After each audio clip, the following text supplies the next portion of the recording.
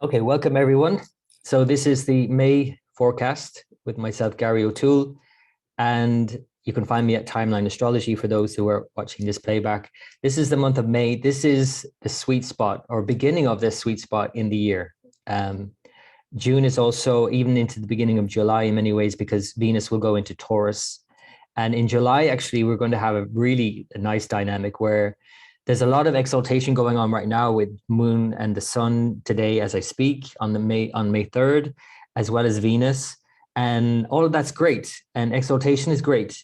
But when planets go into their own signs, it's even better in a way because you don't have that sort of complexity of these very high ideals that we often just don't really reach in reality. And when planets are in their own signs, after this exaltation period, it's like it's coming down to earth in a way, and it's functioning really well. All of the planets function really well in the next few weeks.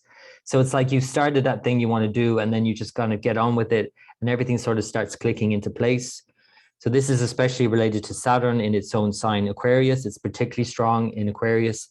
Jupiter in Pisces as it moves away from Neptune, where that kind of blurriness and uncertainty and that kind of vague notion kind of starts to fade as well, and things become more clear as well. Venus moving into, like I said, Taurus later on, end of June into July, and that's also really more grounded and enjoyable. And Mars going into Aries. So all of the, even Mercury going into Gemini by July. So by July, actually, all 5 planets are in their own signs, which is quite good, very good. So this is a great exalted month, May, but even further into end of June into July, we have so many more strengths coming. So this is definitely the sweet spot in the year, May, June into the beginning of July.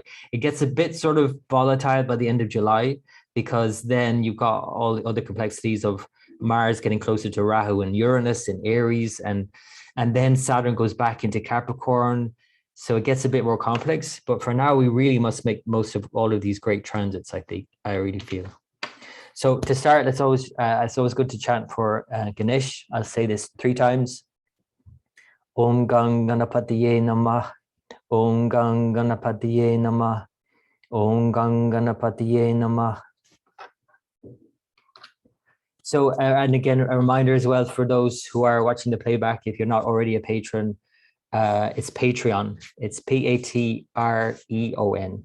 .com/timeline astrology is where I post daily, and you can subscribe and do all of the nice, hit the like button and all of that. And you can also check out this magazine, which highlights a lot of the things that I'm talking about now. I have a whole timeline in that if you want to have a look. So that's at timelineastrology.com.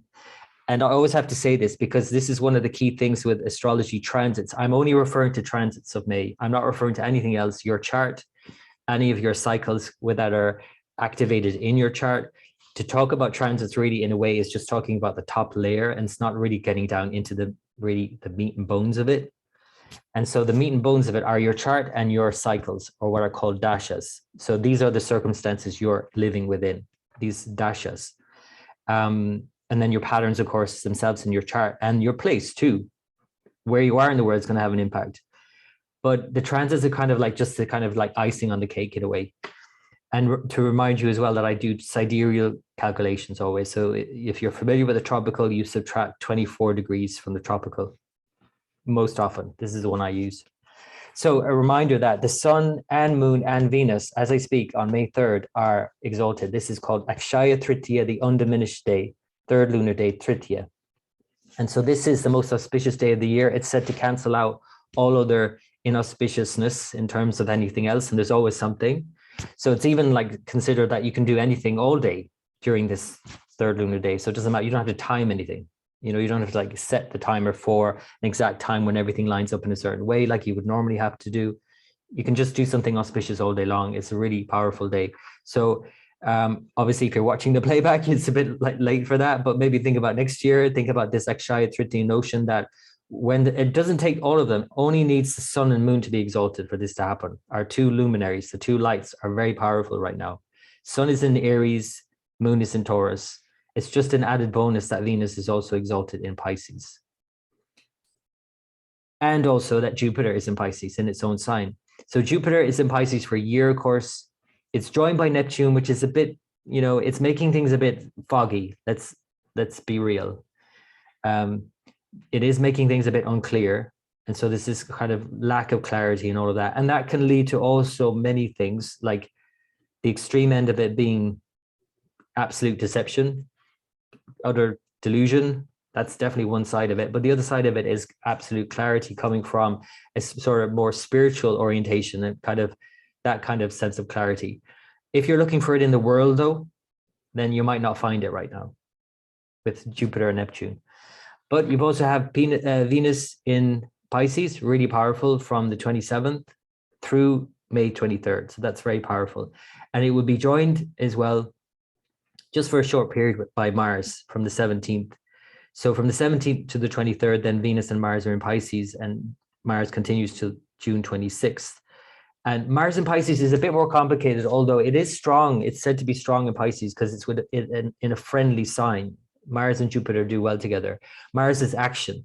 Jupiter is knowledge and awareness and wisdom, and the wisdom that we gain from taking action. So it kind of goes in that order. Even the fact that, you look at the order of the planets, first comes Mars, then comes Jupiter.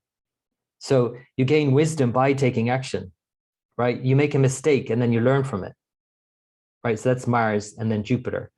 So when they come together, as they will by the end of the month into the next month in June, it's very much about these two planets come together, taking actions that are more fortunate or wise, being more fortunate in your actions, yes, but also being more wise in making decisions and being clear, because Jupiter is strong. So that's very positive. The other thing that's happened, of course, since the end of April, since I spoke with you last, is that we now have Saturn in Aquarius. And so you already would have felt the shift, but it is only just a hint at the bigger changes that are coming next year. Bigger changes come next year from January when Saturn moves into Aquarius again, because it has to backtrack into Capricorn when it moves retrograde. And it will move back into Capricorn by July 13th.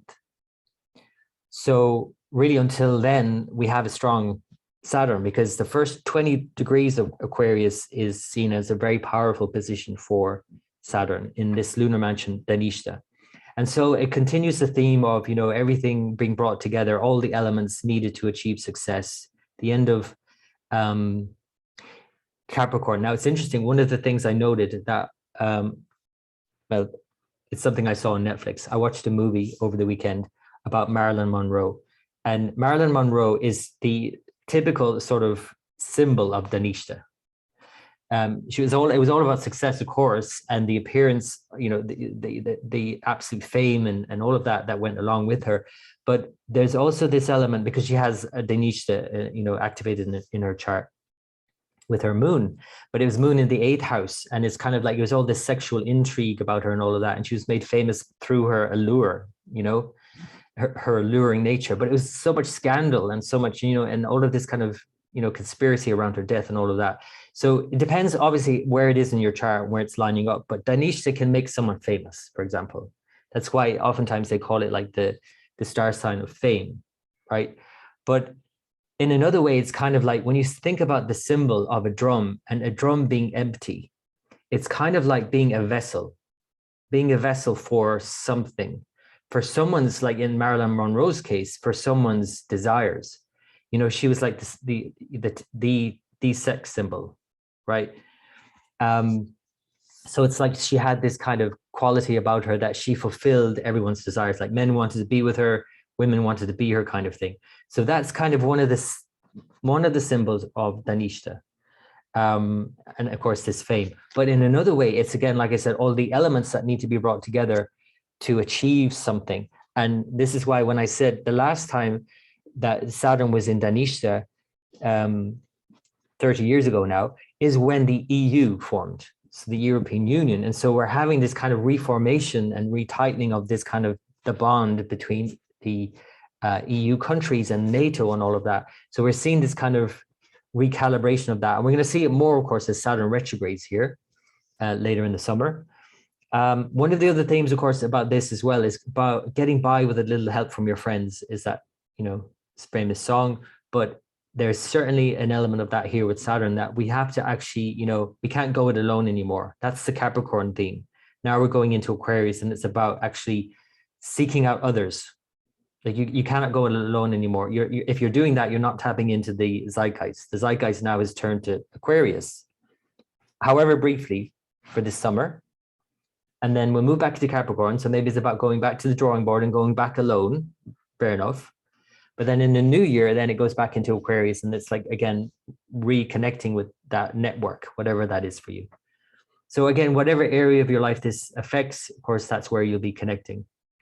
The other main theme, of course, is that it is about dismantling old systems, starting new ones, building new ones in Aquarius. That's ongoing. So I just wanted to mention that again, because it actually has moved. And now for the month, of course, we have the important eclipses. We're already now within the quote unquote window, the eclipse window, because we had the partial solar eclipse on April 30th in Aries. We have a full moon total lunar eclipse in Scorpio on May 16th. And we finished the month again, as we did April, with a new moon, this time in Taurus, in Rohini, on May 30th. So I'll talk about all of those now. But in talking about those, of course, we have to, because now we're in the eclipse window and everything kind of is shifting around. The sands are shifting beneath our feet, as it were. Everything feels like it's like changing. And some of it might seem like obvious, but some of it isn't obvious. With the nodes, it's not always obvious. And so you might just get the sense of things changing, but you don't really know what that is exactly as yet. But it is changing. And the nodes have changed, in April. And now we're having this first eclipse already, and we're going to have another eclipse in May. So things are starting to change. Now, of course, this means that the Rahu Ketu themes in Aries and Taurus, or Aries and Libra, are being intensified now. It is a total lunar eclipse in Scorpio, however.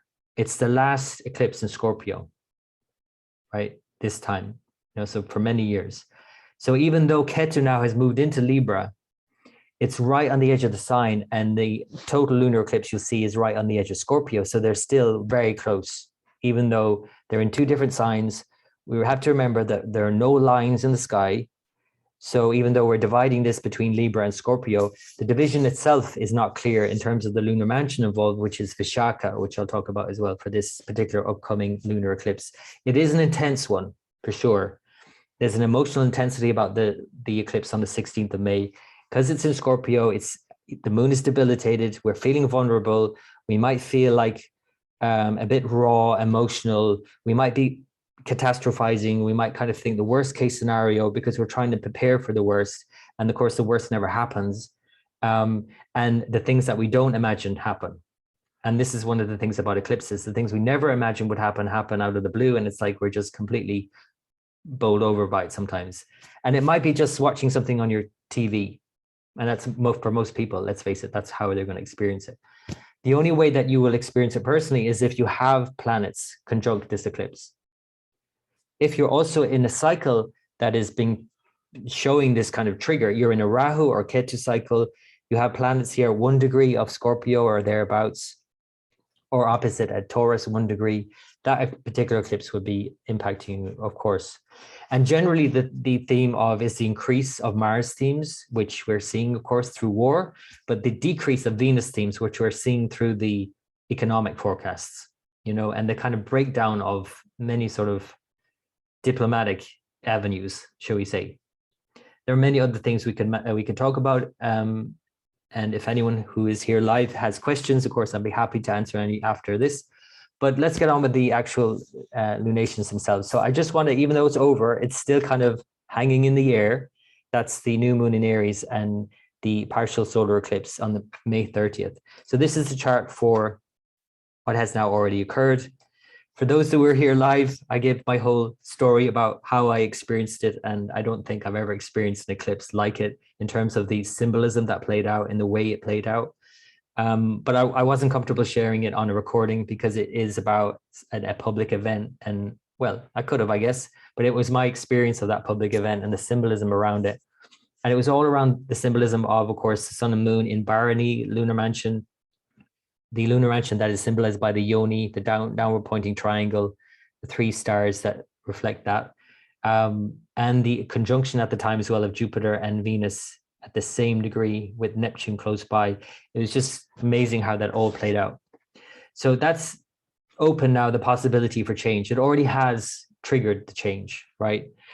Remember, it's at 16 degrees. So that's something to keep an eye on as well in the future when you look at Rahu transiting 16 degrees of Aries.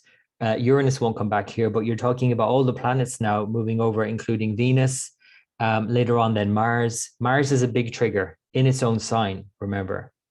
That will be later on in the summer. And remember that there's an exact conjunction on 1st of August between Mars, Rahu, and Uranus at 24 degrees. But before then, Mars will trigger this eclipse degree at 16 degrees in July. So that's something to be very mindful of in terms of major triggers, I would say, this summer, and explosive triggers, I would say. That could be good or bad, of course, depending. But of course, globally, that means, we all know what that means. More explosive, major explosive events. Many other kinds of events, I imagine, as well, like blackouts, cyber attacks, different things like that. You know, man-made explosive events and natural events. So this 2-week window then, eclipse window for 2 weeks, has opened up this kind of channel for something else. And I always feel like with the eclipses that everything kind of gets warped. And time gets warped, our perceptions get warped. Everything kind of gets a bit intense. And in a sense, it gets intense in a way like if there's an urgency about it, I have to do this. I have to do it now. It ramps everything up, the eclipse. And so especially now, and feeling this energy build into the full moon in Scorpio on May 16th for the next couple of weeks, just notice that in yourself, the intensity, the urge to do something or to finish something or to achieve something here, and the changes that are happening already, and then piling on more upon that. It's not necessarily maybe the best approach, and why many times in tradition, they talk about eclipses as times to slow down, to do more spiritual inner work, to make those kinds of changes. Because if you're running around trying to make lots of external changes when already things are in flux, you're just making a lot of kind of unsettled energy around you already. And it's kind of like, it's understandable why you would do that because you already feel unsettled. So then you also want to make more changes. But if you add more to the already pile that's gathering, right, it's like perhaps not a best strategy. So if you have made changes, and of course the eclipses show that there are changes already, so that's fine. It's just try and keep your life as quiet as possible for this particular period, just until this full moon is over. And especially around the full moon itself. I wouldn't make major decisions around this full moon, for example, because your mind isn't really thinking clearly. It's probably going to get a bit warped. It's probably going to really intensely think, and good or bad, it doesn't matter. It doesn't even matter whether it's good or bad. It's just going to be exaggerated. So perhaps not make any major life decisions while you have a full moon in Scorpio and it's totally eclipsed, right? Because it's almost the exact degree of debilitation. It's debilitated at 3 degrees exactly. So it's just got just over a degree to go to its exact degree of debilitation. So it's totally eclipsed. Then you have Mercury retrograde opposite, right? So it's a bit intense. Mars is the ruler and it's about to change signs as well. So that's another. And then it's aspecting, of course, Mercury here and all of that, but it's about to change signs. So it's hanging between signs. And it's ruling this eclipse, right? So it's just not the best time to be sort of making decisions. And notice how you feel, and maybe that how you feel is maybe not reflective of the reality of the situation. You might be exaggerating things in your mind. That's the one thing I would say about this eclipse. It's quite intense. This is a visual of it if you want to see it. You know, a lot of the world is going to see a total eclipse, especially South America. But it's not really even about seeing it. Like, okay, yes, you might say that if you don't see the full moon or the eclipse moon where you are, yeah, it's not as intense for sure. Whereas with the solar eclipse, it doesn't matter where it's happening for the world, right? And it's happening in your chart. But I would say the same, that this lunar eclipse is also happening in your chart for everybody in some way. It's just maybe not as intense if you're not seeing it, and also if there's no planets anywhere near that eclipse degree.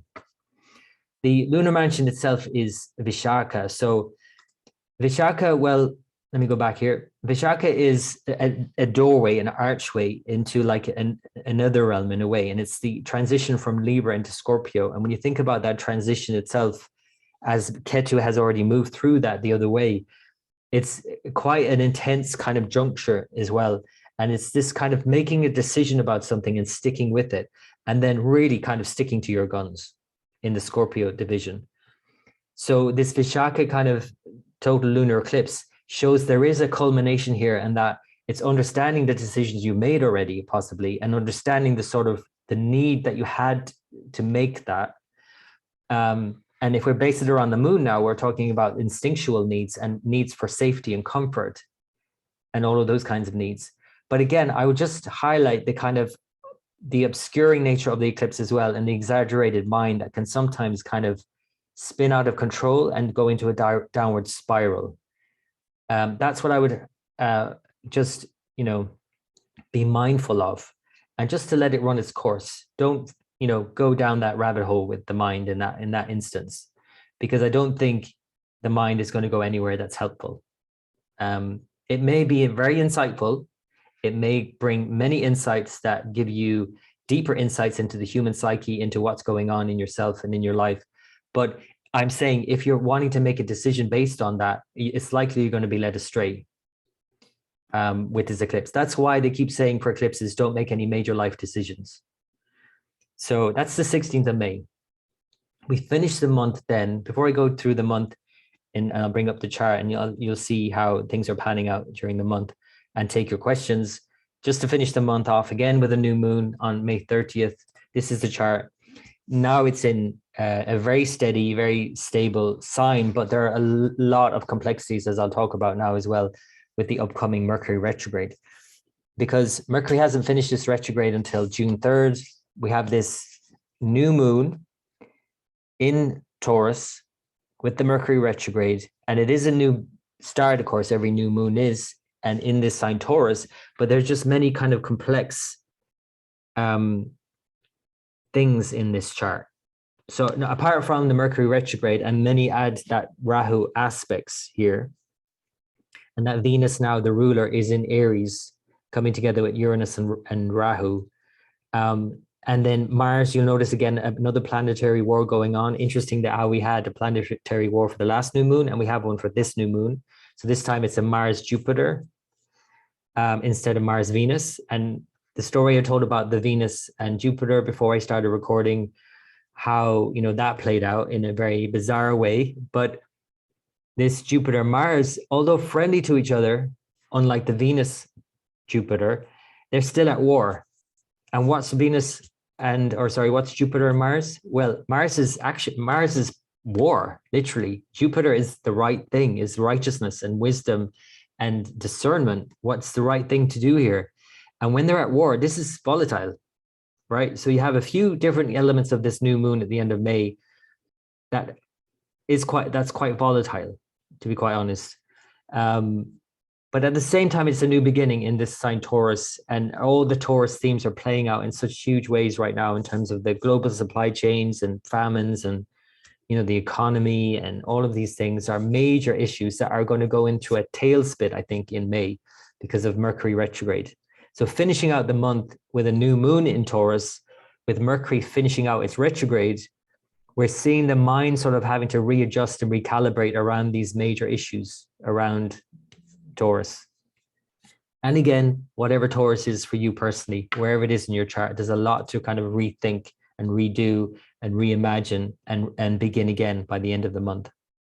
So that is the month of May. For those that are here live, I'll bring up the chart and take questions. For those who are watching the playback, thanks for watching.